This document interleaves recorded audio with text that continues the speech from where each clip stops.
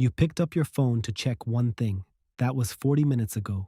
You don't remember a single thing you saw, and somehow you feel a little worse. That's brain rot, and you've got it. So do I. And it's not just those 40 minutes. You try to watch a movie, and somehow you still need the phone in your hand. You couldn't tell me what happened in either one. You haven't finished a book in a year, and you read the same paragraph 3 times before reaching for your phone to reward yourself for the effort.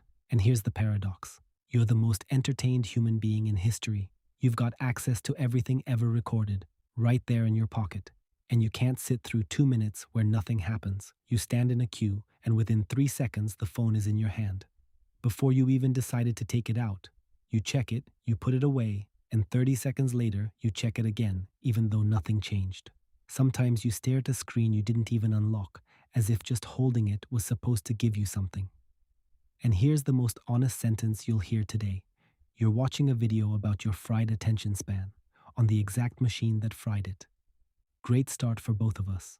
I'm not going to sell you a 30-day detox or an app that fixes you, but by the end you'll get one thing that actually moves the needle.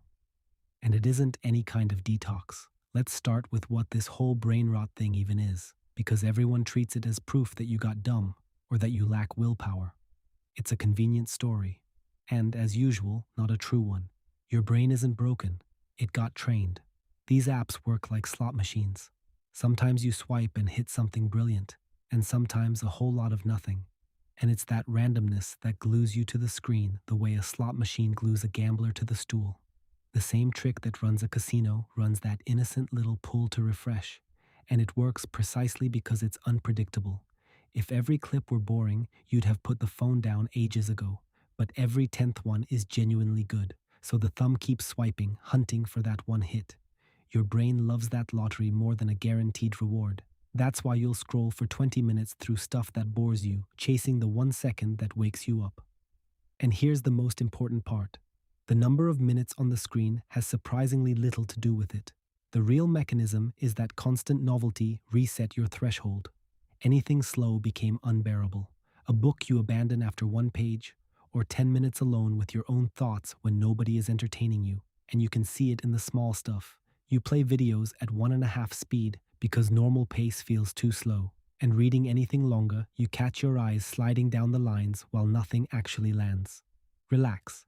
Age and intelligence have nothing to do with it. Your attention simply trained itself on 10-second clips, and longer things stopped being enough for it. Okay, so what did they tell you to do? Delete the app. Do a trendy 30-day dopamine detox. And here's where it gets ironic, because that detox is just another product off the wellness shelf. The same culture that got you hooked is now selling you the cure. And willpower-based limits and blockers fall apart anyway, because this was never a scheduling problem. You don't scroll because you planned your day badly. Every week your phone shows you a screen time report. You see the number, you feel bad for 2 seconds, and absolutely nothing changes. Because the number alone doesn't touch what sits underneath it. And if you want to fool yourself really elegantly, you tell yourself you're watching valuable educational content. 6 hours a day of productivity podcasts is still 6 hours where you got nothing done. The best part is what happens when you actually delete TikTok. 2 days later, you land on Shorts. And if not there, then on Reels. Your thumb will find itself a new slot machine within half a day. Or you watch a 9-minute video about brain rot to put off something you should actually be doing right now. I know where you are. I'm not judging. And before we go on, a little lie you keep telling yourself. I'm just checking if I have any messages. Sure you are. That's why, after checking your messages, you're watching a stranger reorganize their fridge, and 2 hours later, you're still there. At a red light, the phone is in your hand before you can think. In the elevator, exactly the same. And here, we get to the heart of it. What you really lost is the ability to be bored. Sounds trivial, but that's the whole game.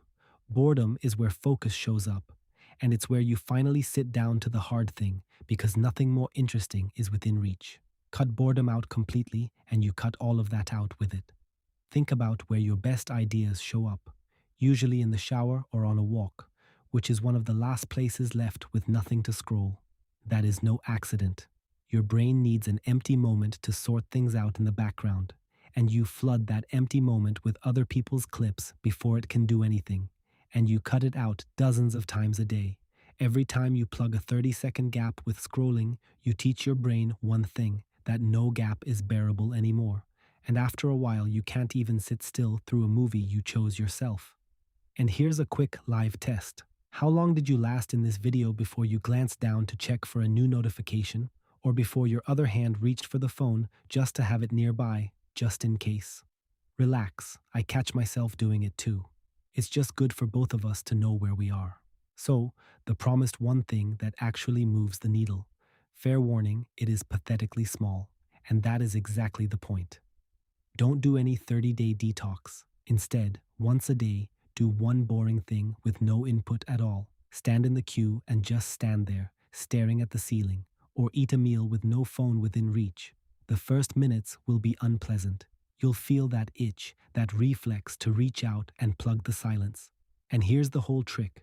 You don't fight the phone by force, you wait the itch out and let it pass. Every time you don't give in, you nudge your threshold back up a little. And let me get ahead of you, because the first thought will be, I'll be bored out of my mind. You won't. After a few days, you'll notice something strange. You're standing in that queue, watching people. Something comes to you on its own, and you are completely fine with it. That empty moment stops hurting. And one chapter of a book, read start to finish, beats an hour of scrolling you won't even remember. Second thing, if you want to go a step further, pick one slow activity and protect it physically. Want to read a chapter of a book? Leave the phone in another room, not next to you face down, because face down loses anyway after 2 sentences. It is about the distance itself. Your willpower will fold regardless, so don't build the whole plan on it. It's the exact same principle as with procrastination. You won't cure yourself once and for all. You just take a tiny bearable step before you can escape into the screen.